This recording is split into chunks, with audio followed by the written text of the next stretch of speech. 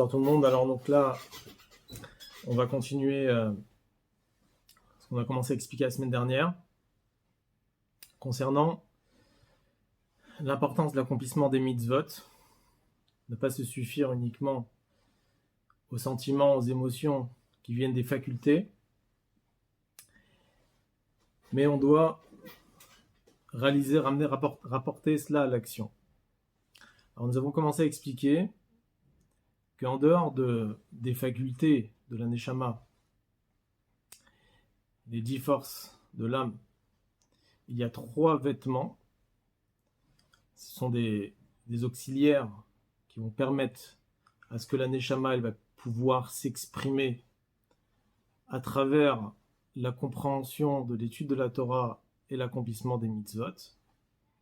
Donc il y a ces 3 vêtements qui sont pensée, parole et action,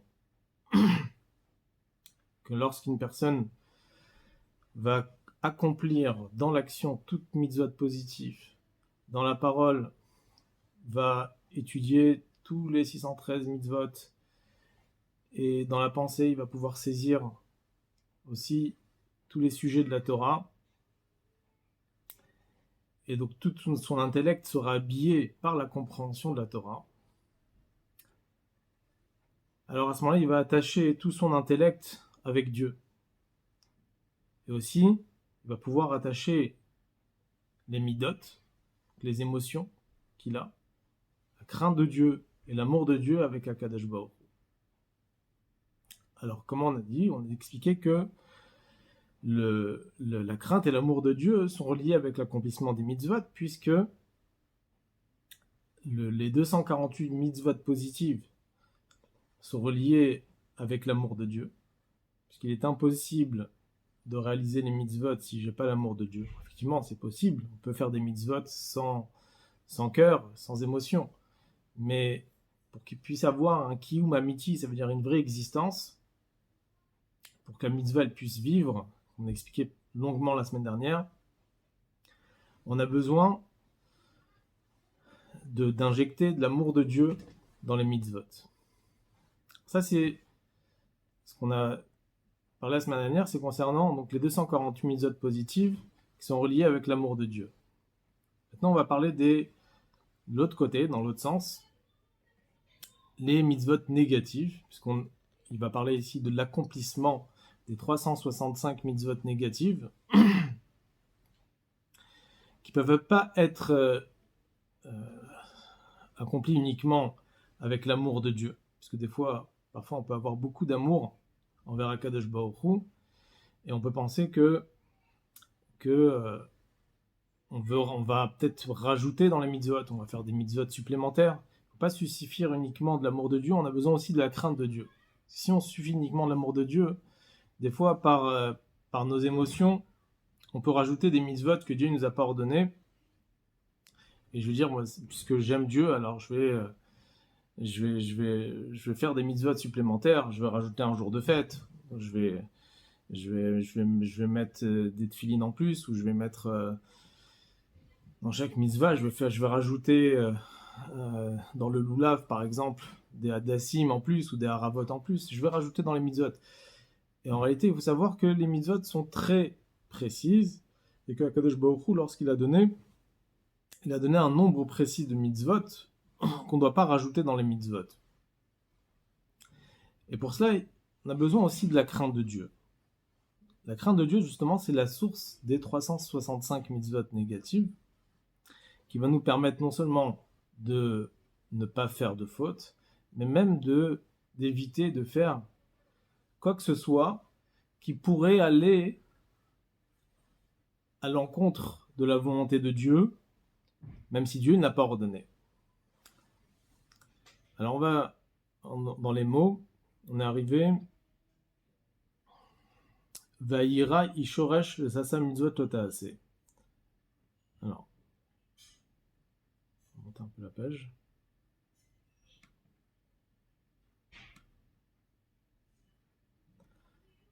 Voilà. Après le point, donc Va'ira, on est arrivé ici. Donc Va'ira ishoresh le sasa mitzvot lotaase. La crainte de Dieu est la source des 365 mitzvot négatives.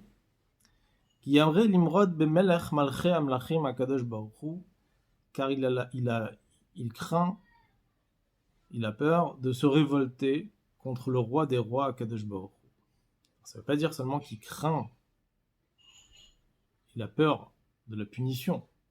On a expliqué avant que la peur de la punition, on n'en parle pas beaucoup dans Chassidut, puisqu'en réalité la peur de la punition n'est pas réellement une vraie crainte. Un homme, il n'a pas peur d'Akadosh Baruch Hu parce qu'il va être puni. Parce que avoir peur de Dieu parce qu'on va être puni, c'est plutôt avoir peur de soi-même, avoir peur d'être puni parce qu'on va faire quelque chose de mal, et que dans la situation où il est, il risque d'avoir des mauvaises choses, mais c'est pour lui-même, cette crainte elle est pour lui-même. Là on parle ici de la crainte de Dieu, et plus particulièrement, donc là ici on parle de la crainte de la faute. Ici c'est la crainte de la faute. On a une plus grande soumission à Kadosh Baruch Hu que la crainte de la punition. C'est pour ça que dans Chassidut, on ne parle pas tellement de la crainte de la punition, on parle plutôt de la crainte de la faute elle-même, le fait même que en faisant une faute, je vais me révolter contre Kadosh Baruch Hu, je vais aller à l'encontre de sa volonté. C'est rapporté dans Chassidut que le mot Avera, ça vient du mot Ma'avar, qui veut dire un passage.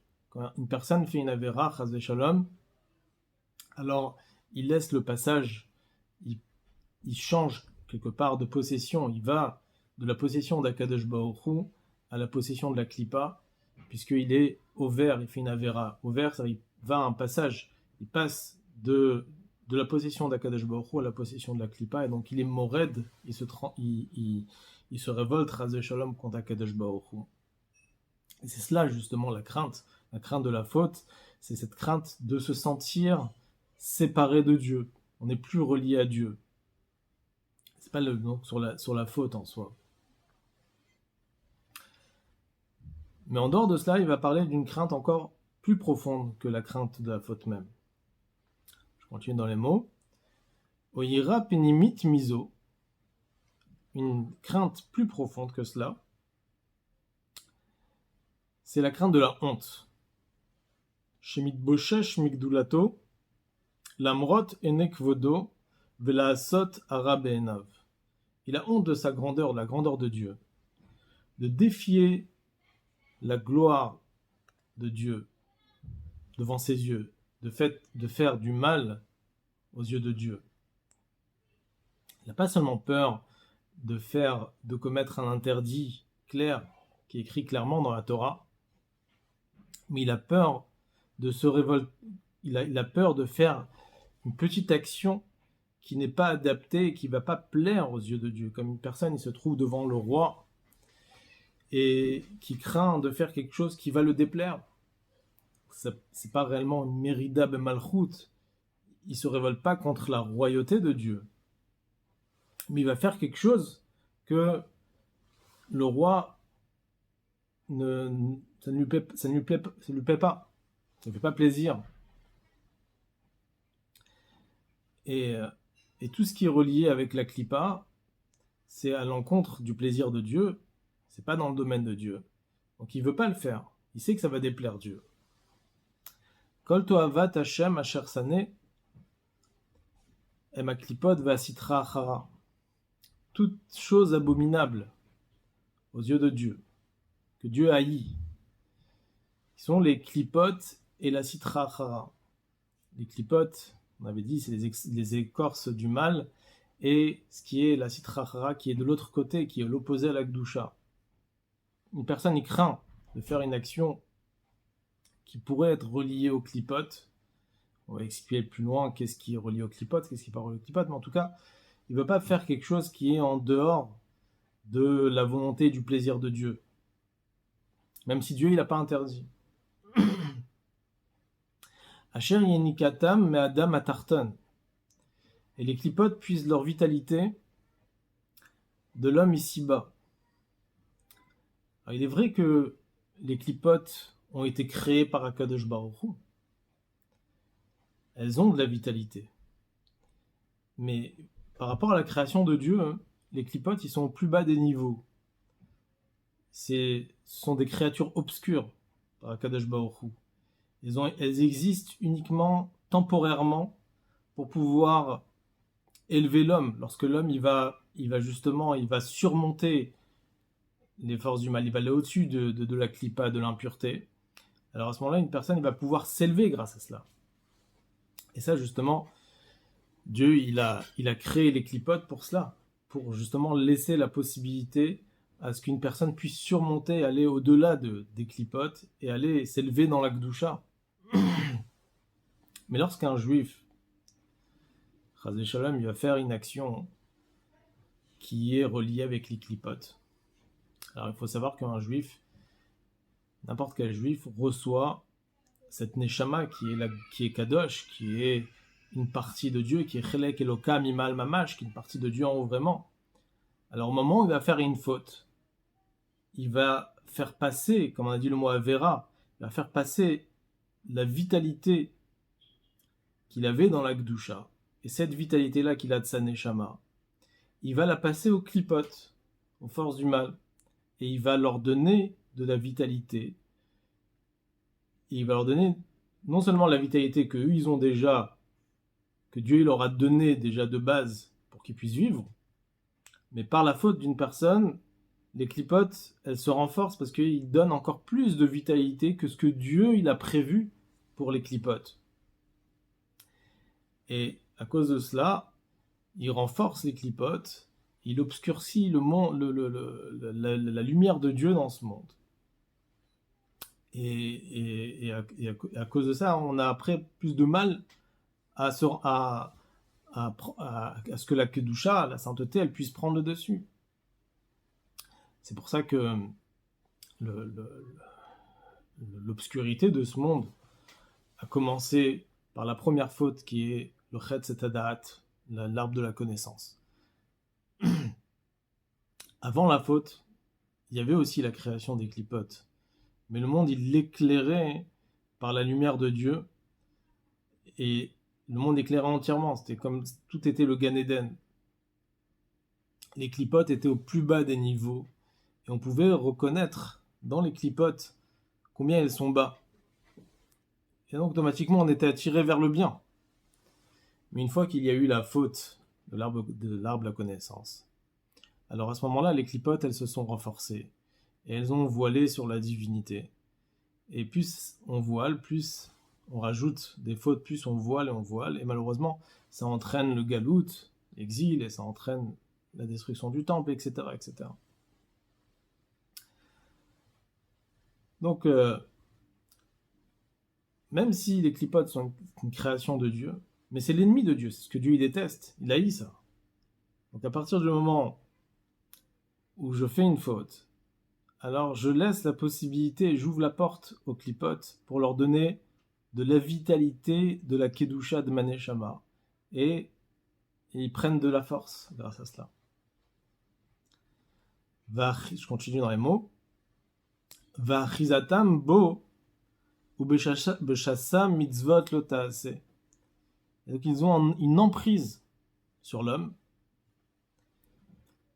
par l'intermédiaire des 365 mitzvot négatives. Chaque fois qu'un juif, malheureusement, il fait une faute, chas v'shalom, alors il fait passer une vitalité supplémentaire aux clipotes et il les renforce. Rahman al-Islam, il renforce le voilement sur la divinité. Et donc, ça, la crainte de Dieu. La crainte de Dieu, c'est avoir peur de laisser la possibilité aux clipotes de prendre plus de vitalité. Il ne veut pas servir l'ennemi de Dieu, chas v'shalom. À ce moment-là, il a cette ira, il a cette crainte. Comment le roi il va me voir lorsque je renforce l'ennemi du roi, je sers l'ennemi du roi. Donc à plus forte raison, lorsqu'il s'agit du roi des rois, Kadosh Baruch Hu, comment je peux faire quelque chose qui va aller à l'encontre de sa volonté et que je vais permettre et je vais nourrir des choses qui sont haïes par Kadosh Baruch Hu, qui sont haïes par Dieu. Et ça, c'est un niveau qui est plus profond dans la crainte de Dieu. C'est la crainte de la honte, Hirat Boshet. Il a honte vis-à-vis de Dieu de faire devant ses yeux, de servir l'ennemi de Dieu, l'ennemi du roi des rois. Donc là, on a vu que comment la crainte est reliée avec les 365 mitzvot négatives, et que quand une personne y respecte, par l'intermédiaire de la crainte de Dieu, les 365 mitzvot négatives, il s'abstient de ne pas les transgresser, alors à ce moment-là, il empêche la vitalité au clipote, et il sert entièrement à Kadosh Baruch Hu.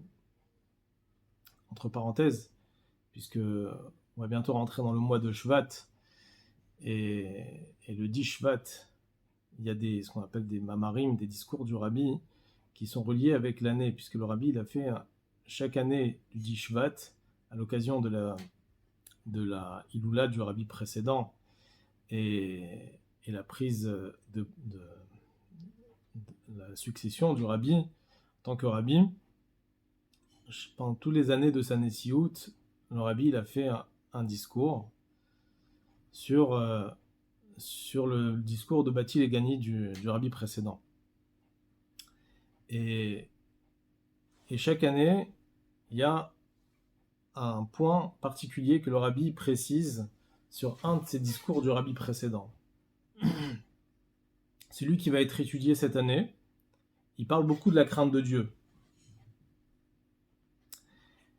Et il dit quelque chose de très, très intéressant, très important.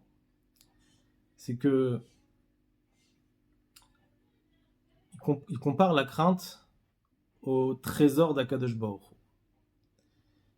Et il dit comme ça que la crainte est reliée avec la faculté de Netzach, de la victoire.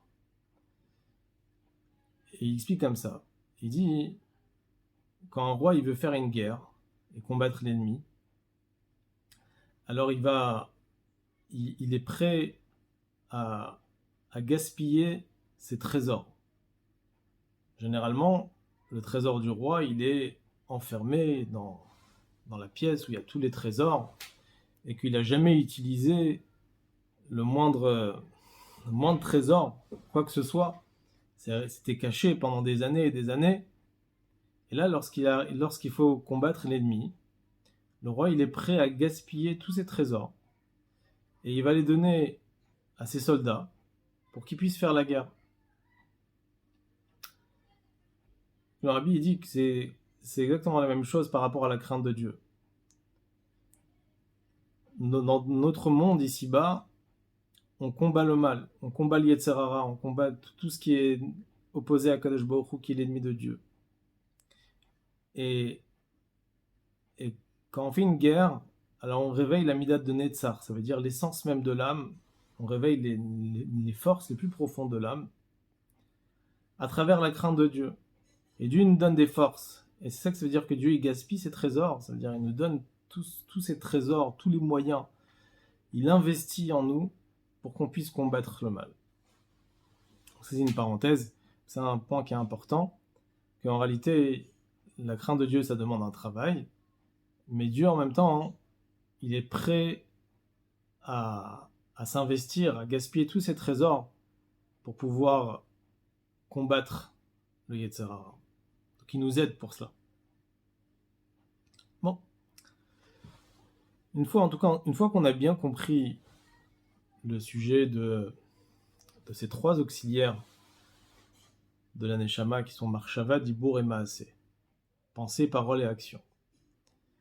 Comment, grâce à la pensée, la parole et l'action, la personne peut s'attacher entièrement à Kadosh Baruch Hu à travers l'étude de la Torah et l'accomplissement des mitzvot. Maintenant, on va comprendre la qualité particulière qu'il y a dans l'accomplissement des mitzvot, des poèmes mamash concrètement, et pourquoi le Maaseh ou Aïkar, pourquoi l'action c'est le plus important dans l'accomplissement de Torah et mitzvot. On a posé la question, est-ce qu'une personne peut se suffire uniquement des émotions intellectuelles, de l'intellect et des émotions pour servir Dieu? On a dit que dans ce chapitre, on va apprendre justement l'importance de l'action des mitzvot. On ne peut pas se suffire uniquement des émotions, de l'amour et de la crainte de Dieu, mais il faut amener tout cela à l'action. Alors, qu'est-ce qui permet d'amener tout ça à l'action? Ce sont les 3 vêtements de l'âme, qui sont la pensée, la parole et l'action. Donc ça veut dire, qu'est-ce qui nous permet réellement de s'attacher avec l'essence même de Dieu, pour faire Torah et Mitzvot, sont la pensée, la parole et l'action. Mais apparemment, la pensée, la parole et l'action sont on a dit, comme on avait expliqué la semaine dernière, sont des vêtements de l'âme. Ils sont séparés de l'âme. C'est comme un vêtement. Un vêtement, c'est quelque chose qui est étranger à la personne. Ils sont uniquement extérieurs à la personne. C'est pas relié avec les facultés de l'âme. C'est tout à fait extérieur. Quelle est l'importance qu'il y a tellement dans la pensée, la parole et l'action? Alors, je dis dans les mots. Vine shlosha levushim elu, ma Torah ou mitzvotea. Ces 3 vêtements de l'âme, tels qu'ils sont rattachés avec l'étude de la Torah et l'accomplissement des mitzvot. Af shenikraim levushim le nefesh ruach neshama. Malgré qu'ils sont uniquement des vêtements des 3 parties de l'âme qu'on appelle nefesh ruach neshama. Quelle est l'importance de ces vêtements? Dim kolze gava vegadla ma'alatam. Malgré tout, elles ont une très grande importance. Les enketz vesof al ma'alat nefesh ou ruach ou neshama atzman. À l'infini. Les vêtements de l'âme sont, à un certain point, ils peuvent être plus élevés à l'infini que les parties de l'âme intérieure, qui sont la réflexion, les émotions. Pourquoi les vêtements de l'âme peuvent être tellement élevés? Elle dit que Moshe Katuv bezohar doraita vekucha barichu kulachad. C'est écrit dans le Zohar que Dieu et sa Torah, c'est une seule chose. La Torah, elle n'est pas séparée chas v'shalom d'Akadosh Baruch Hu. La Torah, c'est pas un livre de loi et d'enseignement comment un homme il doit se comporter dans la vie de tous les jours. La Torah, c'est beaucoup plus que ça. La Torah, c'est une seule chose avec Akadosh Baruch Hu lui-même. La Torah et Akadosh Baruch Hu, c'est une seule chose. Là, on comprend justement, c'est la réponse à la question qu'on a demandé avant. Pourquoi il est tellement important d'accomplir la Torah et les mitzvot concrètement, alors qu'on pourrait s'attacher avec Dieu à travers les émotions, à travers les sentiments? La réponse est comme ça, avec toutes les qualités qu'il pourrait avoir dans l'intellect, dans les émotions, dans la volonté, dans les plaisirs de vouloir s'attacher à Dieu. Toutes ces qualités-là ne sont uniquement des créatures de Dieu. Tout ça, ça a été créé de Dieu. Yesh ma'in ex nihilo. Et une créature n'a aucun lien et aucun rapport avec le Créateur. Il n'y a pas de point commun du tout, chas v'shalom, entre la créature et le Créateur. Akadosh Baruch Hu, il n'a pas besoin de la créature, et la créature ne prend aucune place du tout vis-à-vis d'Akadosh Baruch Hu. Une personne peut rassembler tous ses efforts, que ce soit sentimental, que ce soit intellectuel, pouvoir comprendre, saisir, réfléchir, arriver à des niveaux très élevés dans la compréhension, s'enrichir d'amour et de crainte de Dieu, arriver à ce qu'on appelle la klot hanefesh, à la soif de l'âme, ou ce qu'on appelle la hava betanugim, l'amour des plaisirs envers Dieu. Mais tout cela, ça ne prend aucune place vis-à-vis d'Akadosh Baruch Hu. La seule chose qui prend la place pour Akadosh Baruch Hu, et ce qui va nous attacher directement avec Akadosh Baruch Hu, on va voir, c'est les mitzvot. Et ça, c'est un point qui est très important qu'il y a dans la Torah et dans les mitzvot, tels qu'ils ont été donnés par Akadosh Baruch Hu lui-même. Là, ici, Akadosh Baruch Hu, il a fait qu'il y a un, un contact, une connexion entre le juif qui est ici-bas sur terre et Akadosh Baruch Hu lui-même. Comment c'est possible? En réalité, Akadosh Baruch Hu, il s'est contracté complètement dans la Torah et les mitzvot. C'est-à-dire que la Torah et les mitzvot, c'est pas uniquement des enseignements, comment une personne doit se comporter. Mais la Torah et les mitzvot, c'est Akadosh Baruch Hu lui-même qui s'est contracté, il s'est uni entièrement avec la Torah. Et quand la personne étudie la Torah et fait les mitzvot, il s'unit, il s'attache complètement à Dieu. Et ça, c'est exactement ce qui s'est passé au moment du don de la Torah. Parce que tout ce qu'il y avait au moment du don de la Torah, ça existait déjà bien avant le don de la Torah. Les Chachamim, ils disent que, par exemple, les patriarches, ou Avraham Avinu, il a accompli toute la Torah avant même qu'elle soit donnée.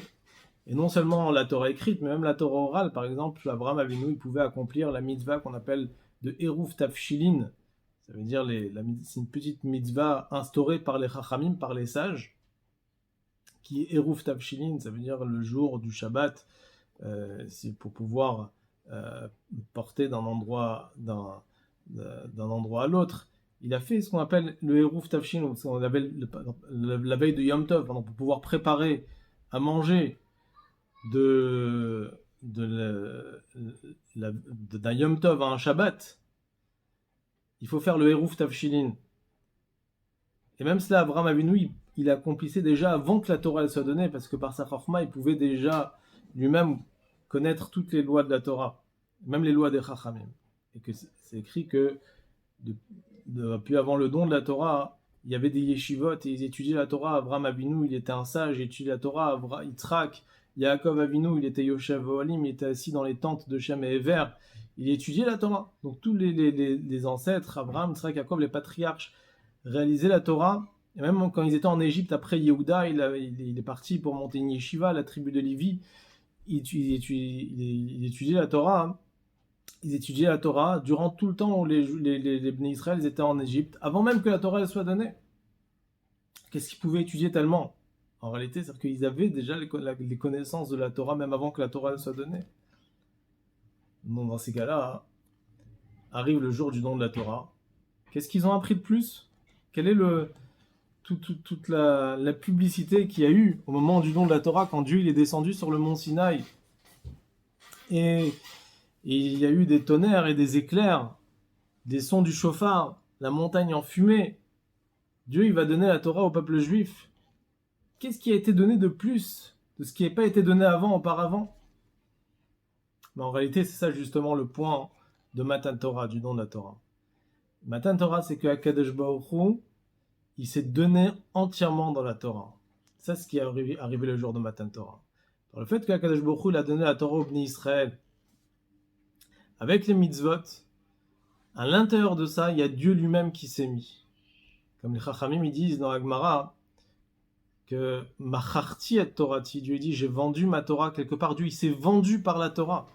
Ou les premiers mots des 10 commandements qui sont Anochi Hashem Elokecha. Dans le mot Anochi, qui est le premier mot des 10 commandements, Anochi sont les initiales de Ana Nafshi Ktavit Yehavit. Aleph, c'est Ana, moi, Nafshi, Nun, c'est mon âme, Ktavit, qui était écrit et qui a donné la Torah. C'est-à-dire que mon âme s'est donnée, Dieu il s'est donné entièrement dans la Torah. Et le Midrash qui est connu, bien sûr, c'est le Midrash d'un roi qui a décrété que les Romains ne vont pas descendre en Syrie et les Syriens ne vont pas monter à Rome. Pareil, Akadosh Baruch Hu, il a fait en sorte qu'il y a le ciel et il y a la terre, il y a le spirituel et le matériel. Tout ce qui est en haut dans les mondes spirituels reste en haut, ce qui est en bas reste en bas et ne peut pas monter. Et après, Akadosh Baruch Hu, il a annulé ce décret. Il a fait en sorte qu'il y ait un lien entre le spirituel et le matériel. Parce que normalement, il n'y a aucun lien. Une créature ne prend pas place vis-à-vis d'Akadosh Baruch Hu.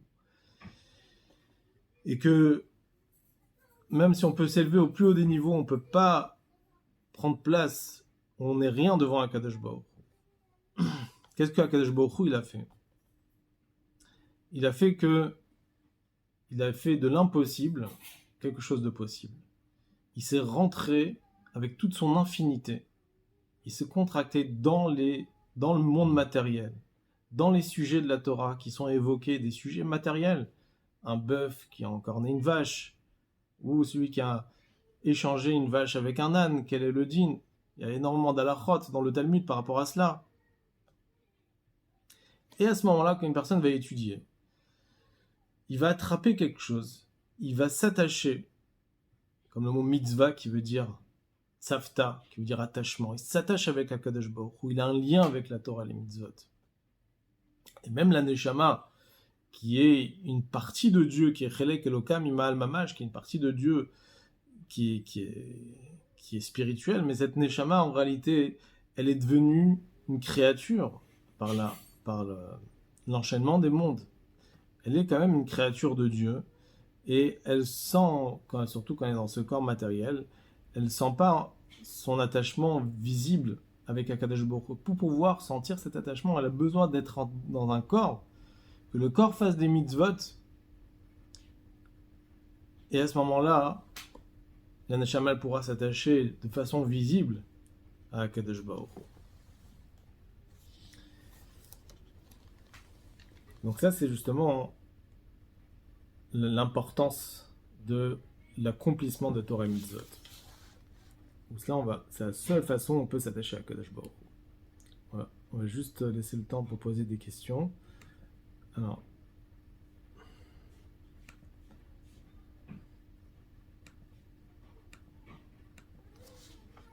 oui, n'hésitez pas à poser des questions. Et après, on continue.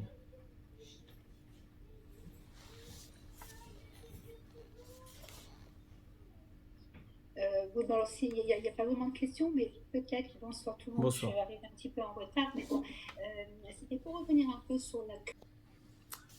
Alors ça, c'est aussi la raison pourquoi une des bases, on appelle les Ikaré et Mouna, ça veut dire les bases fondamentales que le Rambam, le Maïmonide, d'ailleurs aujourd'hui c'était Saïloula, et j'ai oublié de préciser que le cours est dédié, alors il faut me rappeler le nom, excusez-moi, je vais... Alors. Oui, Madame Elmaleh, oui. Voilà, alors c'est Rochama Batichia, voilà. Donc, voilà, pas oublier que le cours est dédié aussi pour Rochama Batichia. Merci et donc ça tombe bien parce qu'aujourd'hui aussi c'était la Iloula du Rambam. Voilà.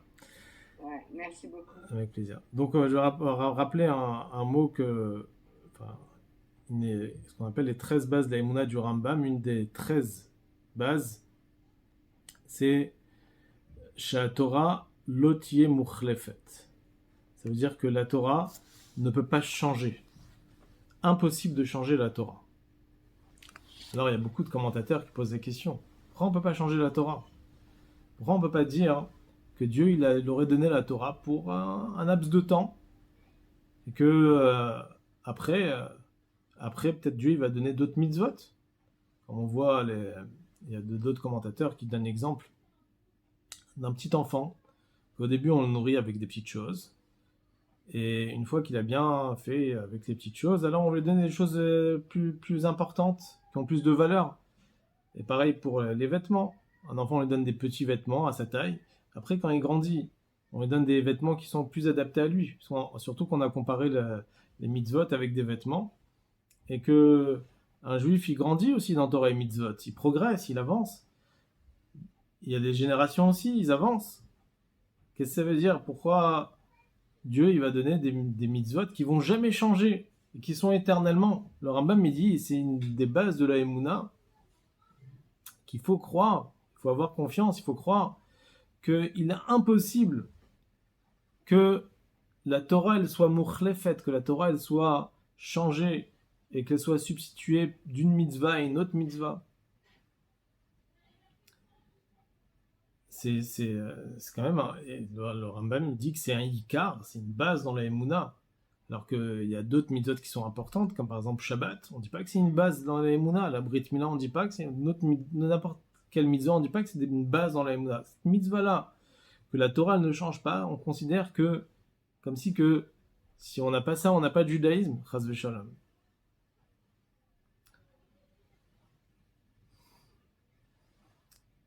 Alors, si le Rambam il considère ça comme une base de la Emouna, en réalité ça veut dire que sans cela, il manque tout le judaïsme. Si quelqu'un il ne croit pas réellement que la Torah ne change pas, et que la Torah c'est éternel, c'est qu'il manque un yesod, une base fondamentale dans le judaïsme. Pourquoi ? Parce qu'en réalité, c'est la question justement comment on considère la Torah. Si on considère la Torah comme des enseignements, un guide pour avancer, pour progresser, alors effectivement, là, il pourrait avoir une progression dans la Torah et mitzvot. Mais là, en réalité, la Torah n'est pas un guide pour progresser dans Torah et mitzvot. La Torah, c'est Akadosh Baruch Hu lui-même qui s'est mis dans la Torah. Akadosh Baruch Hu, il est dans la halacha d'un bœuf qui a encorné une vache. Akadosh Baruch Hu, il est dans la halachot, il est dans la mitzvah des tefillin. Akadosh Baruch Hu, il est dans la mitzvah de la tzedaka. Akadosh Baruch Hu, il est dans les lettres du Teilim qu'on va dire tous les jours. Le roi des rois, il se trouve dans chaque mitzvah qu'on va faire. Et de la même façon qu'Akadosh Baruch Hu, il est inchangeable. Akadosh Baruch Hu, il ne peut pas changer, chas v'shalom. Pareil, sa Torah et ses mitzvot ne peuvent pas changer. Il est impossible de dire qu'il va avoir des progressions dans Torah et mitzvot. Si une progression, ça veut dire qu'on va aller au-delà de Dieu. Puisque Dieu, c'est la Torah. Et c'est une seule chose. De la même façon que Dieu, il est inchangeable. La Torah et ses mitzvot ne peuvent pas changer. Et si une personne ne connaît pas ça, il ne connaît pas du tout ce que c'est la Torah et les mitzvot. C'est la base de la Emouna que le Rambam il nous dit. Donc c'est pour ça qu'on est en train de nous dire ici, la Torah c'est Akadosh Baruch Hu. C'est Akadosh Baruch Hu qui s'est mis complètement dans la Torah. Je continue dans les mots. Pirouche, on est au point. Pirouche, Doraita et Chochmato Rotzono shel Akadosh Baruch Hu. La Torah est la sagesse et la volonté de Dieu. Tous les sujets intellectuels et les raisonnements, toutes les discussions qu'il y a dans la Torah sont la chorma de Dieu, sont la sagesse de Dieu. Les halachot et l'action des mitzvot sont la volonté de Dieu. Là, ici, on a chorma et ratzon. On a la sagesse et la volonté. La sagesse, c'est la connaissance de la Torah, la compréhension de la Torah. Et les mitzvot sont reliés avec la volonté d'Hachem. On expliquera plus loin, plus dans les détails, la différence entre la sagesse et la volonté. Mais en tout cas, Akadosh Baruch Hu, il se trouve tout cela à l'intérieur de cela. Akadosh Baruch Hu bichvodo ve'atzmo kulachad. Akadosh Baruch Hu, en lui-même, il est une seule chose. Et ça s'explique pas seulement dans la Chassidoute, mais même dans la partie révélée de la Torah, dans la Gemara, et dans le Talmud et dans le Rambam, que Akadosh Baruch Hu, il est pashut, il est simple, ça veut dire il est entier, on va dire, il n'est pas composé de différents éléments qui vont faire un Dieu. Non, Akadosh Baruch Hu, il est une seule chose. C'est pas comme une personne où il est composé de différents détails. Il y a l'âme, il y a des choses qui sont au-dessus, il y a des forces de l'âme, il y a la chorma, la sagesse, il y a le ratzon, il y a la volonté, il y a plein de détails qui va faire que la neshama elle sera composée de différentes choses. Akadosh Baruch Hu, c'est pas comme ça. Akadosh Baruch Hu, c'est une entité qui n'est pas composée de différents détails, puisque Akadosh Baruch Hu, il est ce qu'on appelle Achdut Pshuta, ce qu'on appelle la mitzvah, comme le Rambam il dit, la mitzvah de Achdut, de croire en l'unité d'Hachem, c'est que Dieu il n'est pas composé de différents composants, mais Akadosh Baruch Hu, il est une seule entité, il est partout pareil. Il n'y a aucun changement entre un détail et un autre. Chez Akadosh Baruch Hu, il ne peut pas avoir ni de multiplication, ni de changement, chas v'shalom. Dans ces cas-là, quelle est la notion de chorma chez Dieu, ou de ratzon, de volonté chez Akadosh Baruch Hu, étant donné si on dit qu'Akadosh Baruch Hu, il n'a pas de détails, il n'a pas de composants, alors qu'est-ce que ça veut dire la chorma et le ratzon chez Akadosh Baruch Hu? En réalité, non seulement que la chorma et le ratzon chez Dieu ne sont pas limités, ou chez un homme, c'est tout à fait différent. Chez une personne, l'intelligence, elle se développe avec le temps, comme c'est écrit dans les psaumes, c'est écrit Yamim Yedaberu, V'rov Shanim Yodiu Chorma, que avec le temps, avec les années, on prend de l'expérience et on a plus d'intelligence, plus de compréhension dans certaines choses. Ça, c'est chez l'être humain. Mais chez Akadosh Baruch Hu, la chorma, c'est un point qui est illimité. C'est une chorma et pas autre chose. Mais c'est illimité. C'est illimité, c'est quelque chose qui est au-delà des limites et c'est quelque chose que nous-mêmes, on ne peut pas décrire en tant qu'être humain, parce que nous, on est limité dans notre petite chorma. On ne peut pas décrire c'est quoi cette chorma, cette sagesse de Dieu. Dieu, il peut pas être composé de différents pratiques, détails. Ce que nous on comprend de la chorma, ça n'a aucun lien avec ce qui est la vraie chorma d'Akadosh Baruch Hu, qui est illimitée. Ki hu hayodea, je continue dans les mots, ki hu hayodea vehu amada, chule, kmo shnitbaer leel, beshem harambam. Car Dieu, c'est celui qui connaît, c'est la connaissance, etc.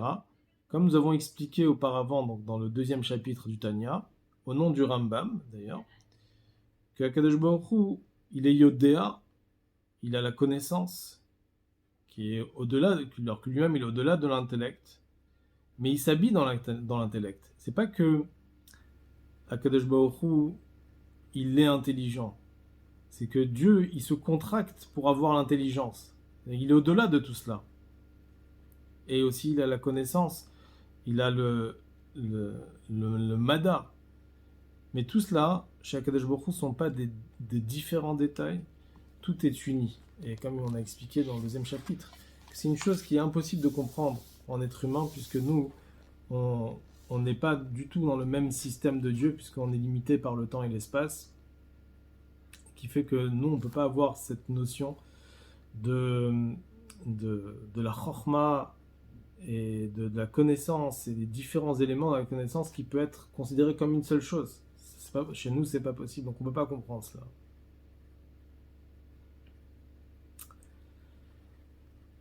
Alors, si on veut rentrer dans cette notion de Mada et Yodéa plus profondément, elle est au-dessus, elle est au-delà de l'intellect. Akadosh Baruch Hu, qui est le Mada, qui est la force intellectuelle, qui est la Chorma de Dieu, il possède aussi cette Chorma. Mais c'est rapporté dans une lettre du rabbi précédent,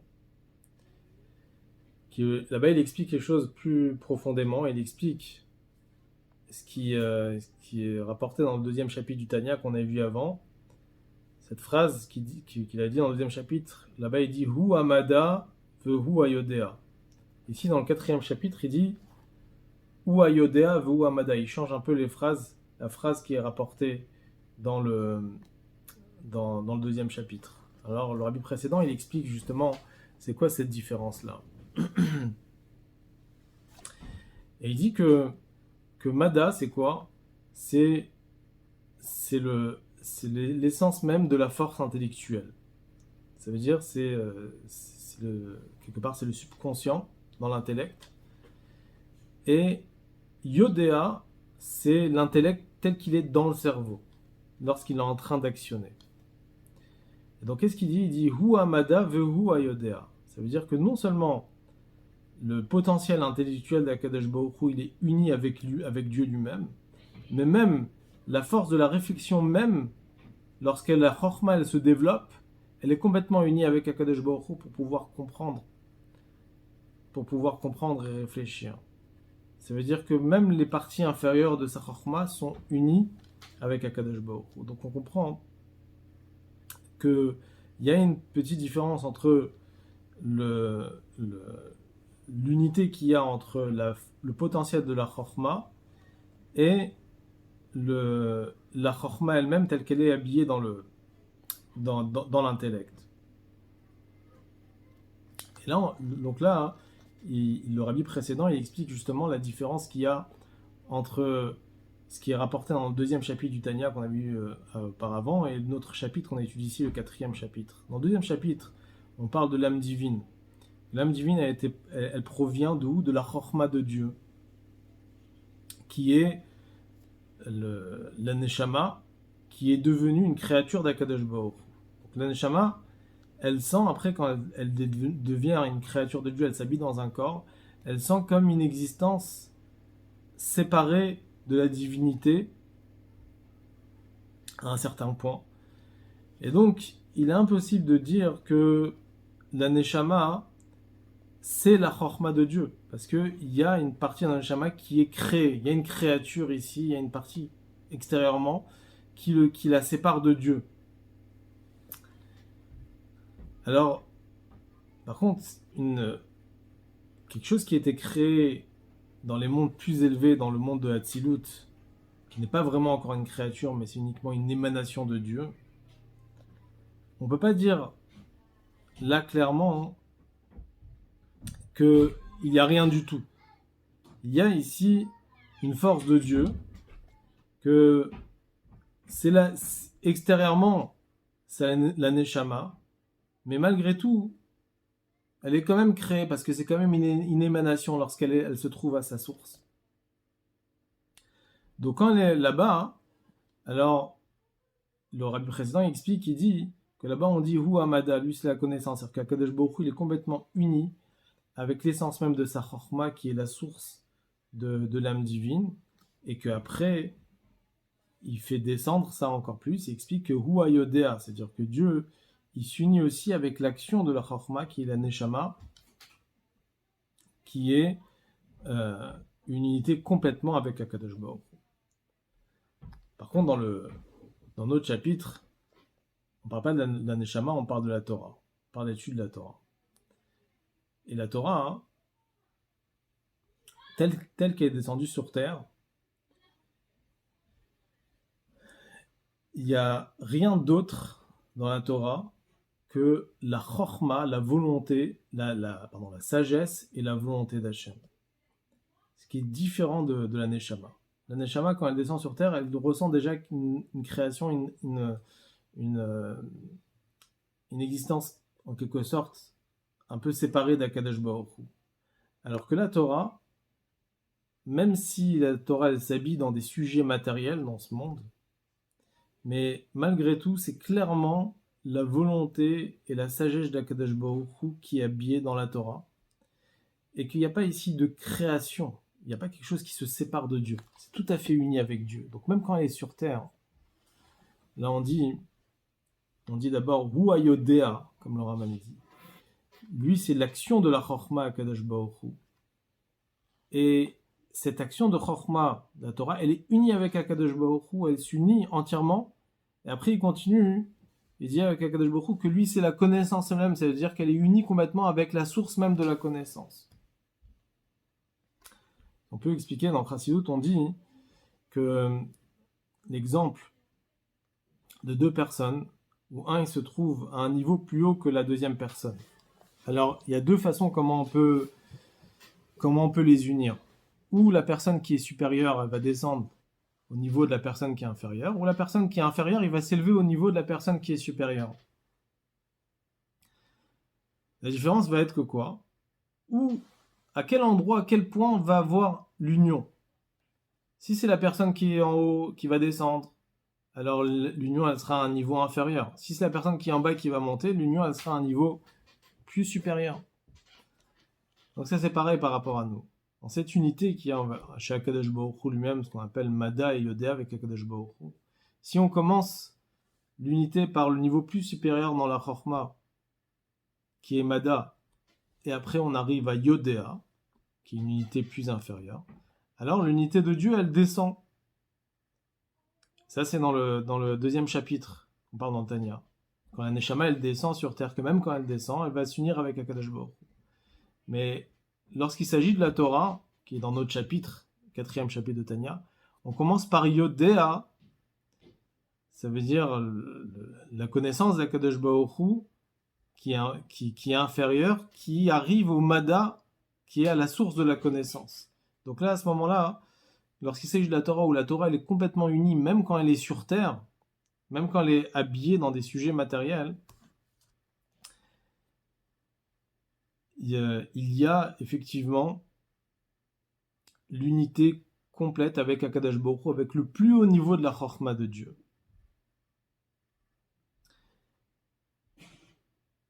Donc, d'un côté, on a compris la différence entre le deuxième chapitre et le quatrième chapitre, parce que le deuxième chapitre parle d'un Neshama, dans le quatrième chapitre, il parle de la Torah. Et en même temps, on a compris aussi donc, cette notion de Mada Yodéa dans l'explication du Rambam, qu'il y a une unité suprême d'Akadosh Baruch Hu, et il y a une unité qui est plus inférieure quand la Neshama elle descend. Maintenant, si Dieu veut, on va pouvoir nous expliquer la semaine prochaine, si Dieu veut, comment justement cette Torah, qui est tellement élevée, elle va pouvoir s'habiller dans un monde si matériel et si bas, et que malgré tout, même en descendant sur terre, ça va rester quand même la Torah de Dieu. Et ce qui différencie la Neshama, ou que la Neshama, elle est, en descendant sur terre, elle prend une forme de création. La Torah, elle change pas du tout, même quand elle descend, elle reste complètement unie avec Akadosh Baruch Hu. Donc ça, on aura le temps, si tu veux, la semaine prochaine, d'allonger sur ce sujet. On va laisser le temps pour les questions.